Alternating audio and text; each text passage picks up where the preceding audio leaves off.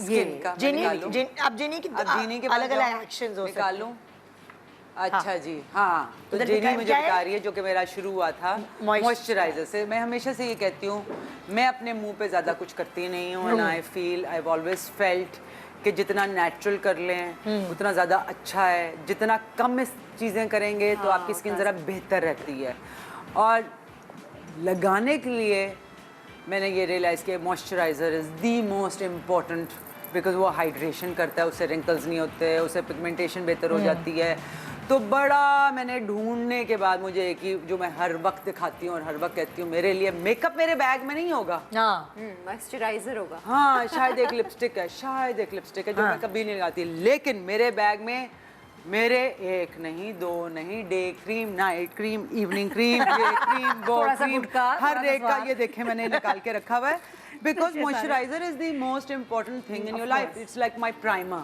अगर मेकअप लगाना है तो सबसे पहले सुबह ऑयली स्किन को भी जरूरत है मॉइस्चराइजर की। It's not that oily skin doesn't need moisture, you still need moisture. You आपकी स्किन बनाती है तो हर स्किन वाटर बेस्ड मॉइस्चराइजर्स आते हैं, वाटर बेस्ड कर लो, आप कुछ और कर लो। अब जैसे रात को मैं कुछ और लगाती हूँ, कराची में मेरा मॉइस्चराइजर बिल्कुल डिफरेंट है। अच्छा, मैं आपको बिकॉज ह्यूमिडिटी है ना। मैंने मॉइस्चराइजर जब भी लगाए ना, थोड़ा सा गीला बिल्कुल गीला फेस करके लगाती हूँ, मैं यही करती हूँ। मैं सबसे पहले so what I do is, hydration के लिए मैं यूज़ करती हूँ टोनर। मैं कभी भी नहीं यूज़ किया रोज़ वाटर।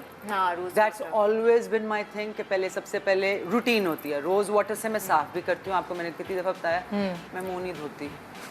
मैं भी नहीं, मैंने कभी अपने साबुन जिंदगी में नहीं लगाया, कभी साबुन नहीं, but water and face wash. मैंने face wash no I don't even wash. सिर्फ वुजू करते वक्त जो मेरा होता है, बिकॉज मेरा भाई 5 दफा हो गया ना, काफी हो गया, लेकिन वही ना वॉश किया। लेकिन जब जैसे अब मैंने मेकअप उतारना है ना, तो मैं रोज वाटर पहले उसके ऊपर लगाऊंगी, फिर मैं अपना कोई ऑयल लूंगी डिपेंडिंग ऑन क्लेंजिंग के लिए, डिपेंडिंग ऑन कोकोनट ऑयल है या एप्रिकॉट ऑयल है। बिकॉज मॉइस्चराइजर के अलावा मेरी सब कुछ बाकी चीजें नेचुरल होती हैं। जब क्लेंस किया उसके बाद भी फेस वॉश नहीं किया? नहीं, फेस वॉश कभी ड्राई स्किन है ना घर में, कभी खरीदा ही नहीं। मैं तो नहीं करती। मेरी जो है सोप फ्री सोप। हाँ, मेरे रोज व्हाइट हेड्स होते हैं इधर डेली, चाहे मैं कितना स्क्रब करूं, एक्सफोलिएट करोगी तो व्हाइट हेड्स खत्म हो जाएंगे। मैं रोज नहीं कर सकती एक्सफोलिएट, स्किन खराब नहीं खराब करने। मैं फेस वॉश करना मुझे मेरे लिए जरूरी है। मैं रोज एक्सफोलिएट करती हूं। मैं अब आपको बताऊं, आपको एक्सफोलिएट भी करने की आपको एक्सफोलिएटर जरूरत नहीं है। मैंने अपने पास चीनी स्क्रब मतलब कि आपने अपनी जो डेड स्किन है आपने उसको खत्म करना है। अच्छा, एक और चीज बहनों, हमारे जो स्किन है वो सबसे बड़ा ऑर्गन है। जिस तरह दिल ऑर्गन है ना और आपकी किडनी ऑर्गन है, स्किन सबसे बड़ी ऑर्गन है आपकी बॉडी का, और जो कि बाहर है, बॉडी के अंदर नहीं है, बॉडी से बाहर है और सबसे ज्यादा नजर आता है। तो सबसे ज्यादा उसका ख्याल रखने की जरूरत है। आप क्या बताएंगे स्क्रब किससे करूं? तो स्क्रब जो है आप करें, मैं करती हूँ हनी और चीनी और शहद को थोड़ा डाल के, ताकि काम डाउन मेरी स्किन हो। चीनी का लेकर आप हल्का हल्का उसको स्क्रब करें। चीनी को आप नाक के ऊपर पीसेंगी ना? बुन के होती चीनी पिसी नहीं, वो थोड़ी सी मोटी होती है ना, ग्रेन नहीं हो ना, बहुत ज्यादा पाउडर पीना। यू नीड द ग्रेन, उसी से तो एक्सफोलिएट होगा। तो नाक पे लगाओ, आपके व्हाइट हेड्स खत्म। और आप तो धोती हो मुंह, मैं नहीं धोती हूँ, मुझे वो नहीं है। तो शेर थोड़ी मुंह धोते हैं। हाँ ना, शेर कहाँ मुंह धोते हैं? तो वो ऐसे करके एक्सफोलिएट करो और वो डेली करो।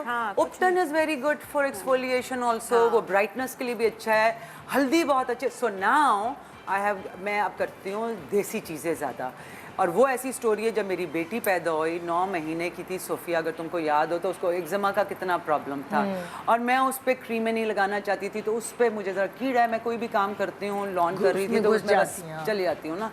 तो मैं तकरीबन एक डॉक्टर हर्बलिस्ट बन चुकी हूँ, इसलिए कि मैंने फिर कोर्स किया ऑनलाइन हर्बलिस्ट कि मैं क्या करूँ अपनी बेटी के लिए। इसके स्टेरॉइड्स तो 9 महीने की बच्ची को मैं नहीं डाल सकती थी, तो मैंने उसके होम्योपैथिक इलाज शुरू किया और मैंने ये सारी चीज़ें टोटके ना सीखना। मॉइस्चराइज आप कहती हैं कि बिल्कुल अपनी ज़िंदगी में रखें आप मॉइस्चराइजर, मैं तो ताकि आपको छाइयाँ भी ना हो और आपको और जो स्किन के प्रॉब्लम्स, रिंकल्स, ये वो जो आगे की चीज़ होती है वो आप सोचो। और सबसे पहले एज आती है जिसका हम बिल्कुल ख्याल नहीं रखते, और जो स्पेशली यूरोप में हमारी बहनें रहती हैं जो कभी नहीं करती, वो क्रीम लेके ना ये लगाती हैं। हमने भी अपनी अम्मियों को ऐसे देखा है, ये भूल जाती हैं। सबसे पहले एज आती है आँखों के नीचे। तो उसको तो, और ये नहीं कि 40s 30s में, टीन एज में आँखों को मॉइस्चराइज करें, फुल फेस को करें, आंखों को नहीं भूलना। और आंखों का अलग होता है, बिल्कुल जैसा अलग अलग होता उसकी है। क्रीम है, क्रीम अलग है उसकी। जिसने इसने कहा ना कि मैंने अम्मी ने कभी भी ऐसे अलग लगा क्रीम नहीं लिया, इस्तेमाल किया। It's how you put your cream on also. Very दूसरी बात इसलिए कि आपके मुंह के अंदर नीचे एक पूरा लिम्फेटिक सिस्टम है, लिम्फ नोड्स का लिम्फेटिक सिस्टम है, उसकी ड्रेनेज करनी पड़ती है, पफी आईज और ये सारी।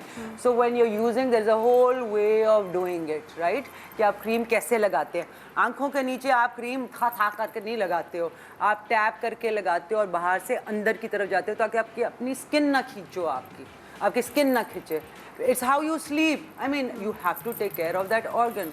तो yes, it is very important कि आप उसका कैसे ख्याल करो और मॉइस्चराइज़र कौन सा लगाओ और अपनी स्किन टाइप को समझो। बेसिकली जो मैं कहने की कोशिश कर रही हूँ, you need to know who you are, कि आपकी स्किन कैसी है, आप खाना क्या खा रहे हैं तो रिएक्ट कर रही है। आपने ये भी देखना, कई लोगों को दानों की प्रॉब्लम होती है, पिंपल्स हो जाते हैं, हार्मोनल इश्यूज हो जाते हैं, बिकॉज हार्मोन्स की वजह से आपके पिंपल्स भी हो सकते हैं। और दूसरी बात है गट, मीनिंग आपका पेट। ये इन टैंडम है। आप महंगा से महंगा मॉइस्चराइज़र भी यूज़ कर लें, महंगे से महंगा टोनर भी यूज़ कर लें, लेकिन अगर आपकी डाइट अच्छी नहीं है तो आपके मुंह पे दाने तो होने और रिंकल्स भी होने उस वजह से, बिकॉज इट कॉजेज ड्राइनेस। और अगर आपकी थॉट्स अच्छी नहीं है तो आपने I was coming to that कि आपका तीसरी बुढ़ापा आ ही चीज जाएगा जो मैंने अपनी अम्मा से सीखी है इस उम्र में आके, अल्हम्दुलिल्लाह मैंने इतना कोई अपने मुंह पे उतना क्या, मैं सिर्फ नॉन वो चीज़ें कराती हूँ, इन्वेसिव चीज़ें कराती हूँ, लेज़र लेज़र करा जो। लिया। कि अम्मी से मैंने ये सीखा था, हर नमाज के बाद वो दुआ मांगती हैं अपनी स्किन के लिए, अपनी आंखों के लिए। तो